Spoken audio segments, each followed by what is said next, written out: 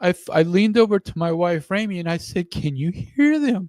Can you hear the angels singing?" And she's just nodding her head. Yes, as tears are flowing down.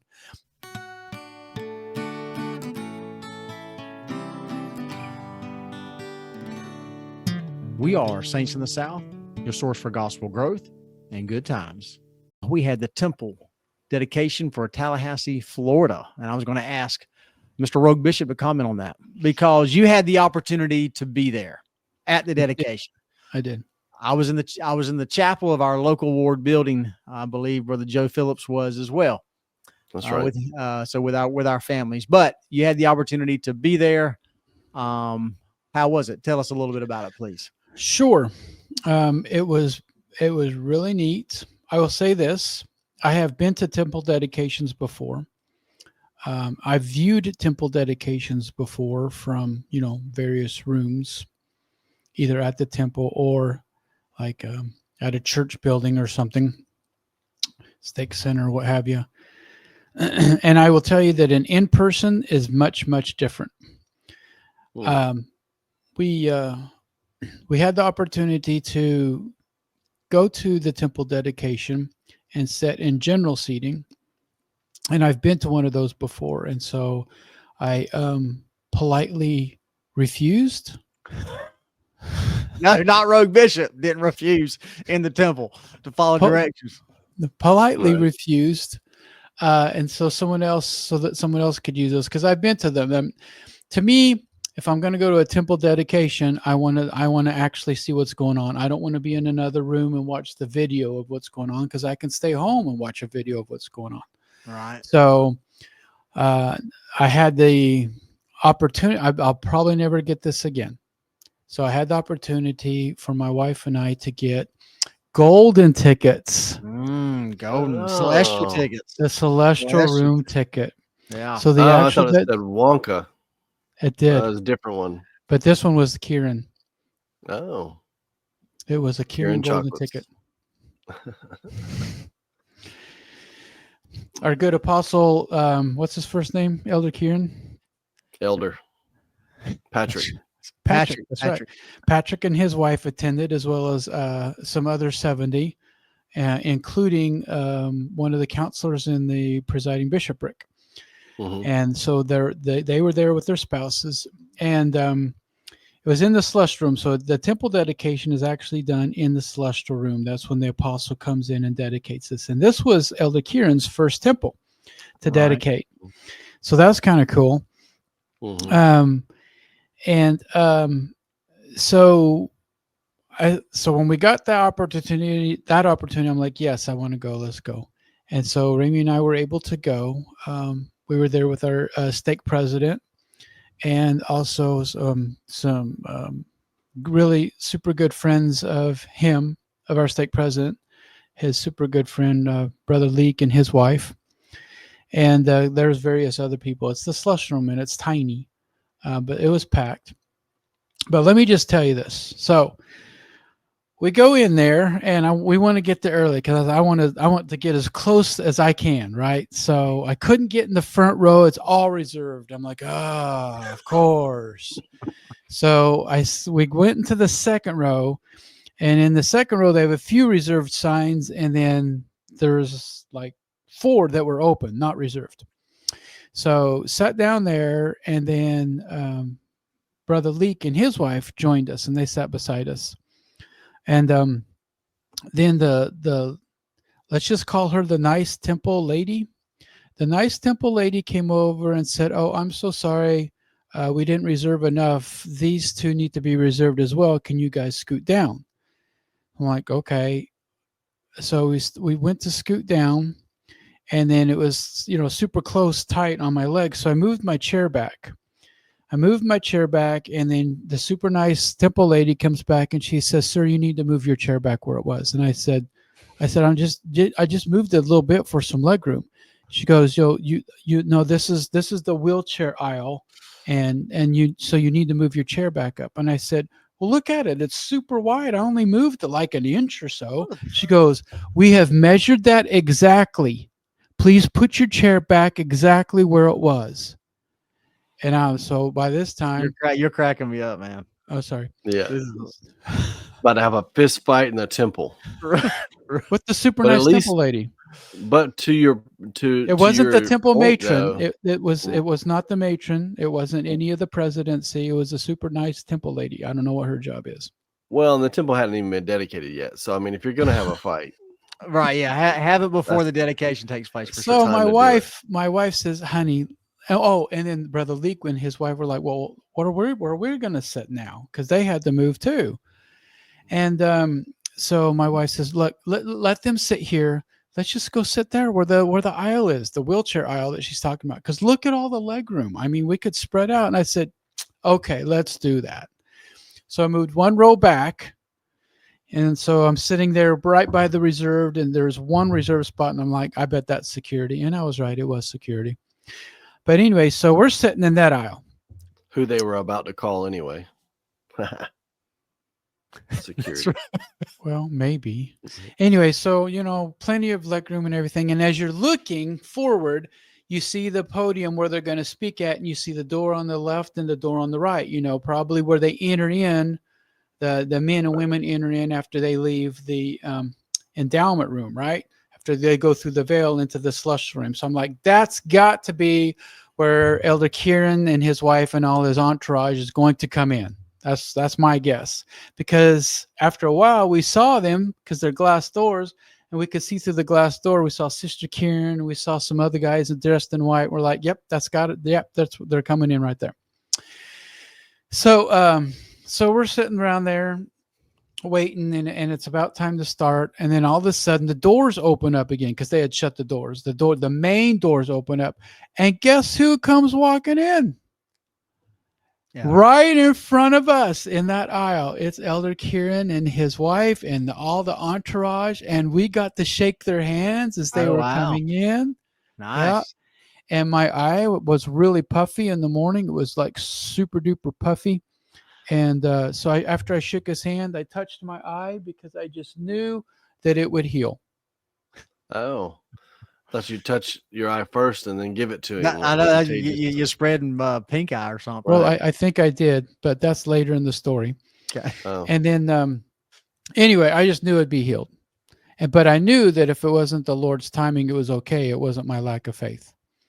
So my eye did get better during the session, and then it got worse again. I'm like, you know what? He's a brand new apostle. He probably just doesn't have this healing thing down yet, right? Maybe. So give him some more time. The next time I'll check his in. That's right. I thought it was the nice temple lady that finally punched you is what had happened. I was waiting on that part of the story. No, so what was cool was then when it was all done and they left, they went back through the same aisle. So we got to shake their hands again. And that's probably when I gave him the eye infection that I had because I shook his hand. But this time on the way through, Sister Karen actually hugged my wife, Ramey. So that was very touching.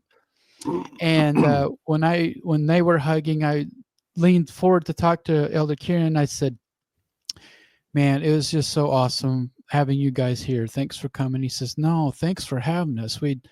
We hope we can come back. And I said, well, just come back as often as you want to. And he goes, my dear brother, I'm a member of the 12. They tell me where I'm going to go. I'm like, oh, poor guy. So anyway, but the dedication was incredible. The spirit was so strong. The talks were magnificent. In fact, the first talk that was going on, I was like, man, she's doing a great job. And I'm like, nah. So I turned around and looked. Yep, she was reading it. They had a monitor for her. Yeah, I picked that up real. I'm like, she has to be. They had to be looking at a teleprompter. Yeah, they were. But that was good. That's good. That's fine. Yeah. I turned and looked at the camera a couple of times and waved, but nobody saw me because I wanted all my friends to see me wave, from the celestial room. That's right. Someone said they did see me turn around, but they didn't see me wave. But anyway, so they had a temple choir that would come in, and then they would leave when they were done singing. There's 4 guys and 4 girls. Now, I've talked to many people, even within the temple itself, right? Like in the baptistry or in an endowment room. And I asked them, what did you think about the music? Just, completely honest, transparent. What did you think about the music? And they all said, subpar. I mean, they're volunteers. I hope it was, it was all right. I mean, nothing special. And that was everybody, whether they were at the chapel watching it or if they were in another room in the temple, I got the same response. Then I talked to everybody that was in the celestial room. Where it was actually sung. Yeah. About 4 or 5 seconds into the song, you could hear hundreds of angels join in and start singing with them. And the spirit was so thick. I leaned over to my wife, Rami, and I said, can you hear them? Can you hear the angels singing? And she's just nodding her head. Yes, as tears are flowing down. It was a phenomenal experience. I wish that everybody could have had that experience, and I have no idea why angelic voices don't make it through our media. But somehow they did not make it to any of the other rooms, and they didn't come through the videos to any of the other chapels. But all the songs that they sang, you could hear the angels join in. I couldn't even hear the people singing. I have no idea if they were good singers or not. I just heard the throng of angels that were singing. And the very last song that we sang was the Spirit of God. Mm-hmm. And it was, I think it should be the church anthem, but it was it was intense. The Spirit was even stronger. My wife couldn't even sing because she was crying so much because she was so overcome. I have memorized the tenor part of that. My voice doesn't quite go that high anymore, but I sang the tenor part from memory and it was perfect. And then when we came home to Waycross to watch it again, because we wanted to see the 2:00 session because it was a rebroadcast, I tried to sing it, the tenor part again. Yeah, no. Not even close. Didn't work, huh? It didn't work. I could not hit the notes. Oh my gosh. It was it's kind of like, I wish that everybody could have the experience of being a bishop. I wish everybody could have the experience of being in a stake presidency. I wish everybody could have the experience of attending a temple dedication live in person in the celestial room. It's not fair that not all of us get to have those experiences. And I'm so lucky. I'm so blessed. I went up to our stake president. He had his 2 boys there who attended in the chapel. And I told the stake president and his wife, and I told the 2 boys, I said, I'll never be able to repay you for this experience. I know those tickets should have gone to you boys so that you could be in there, but you gave them up so my wife and I could be in there. And I will never be able to repay you for this. And they just said, oh, it's all good, Brother Packard. There's more temples. We'll make it in. Anyway, great family, great kids, great experience. It was Sunday when it happened, and here it is, Wednesday, and it still moves me to tears. The experience was so strong, so resonating, so deep. It still brings me to tears just talking about it. Incredible. That's awesome. That's it was awesome. Yeah, I know we were there in the chapel in Waycross and had a really good experience. Yeah, we didn't hear the angels, but sorry, man. But I mean, I didn't have any thoughts of those singing were subpar. Oh, okay. I think everything sounded good to me. Now, I mean, I recognize I wasn't listening to the Mormon. Well, it's not the Mormon Tabernacle Choir. I always forget what the new name is. Tabernacle Choir. Yeah, the Tabernacle Choir at Temple Square, I think is what it is. Yeah.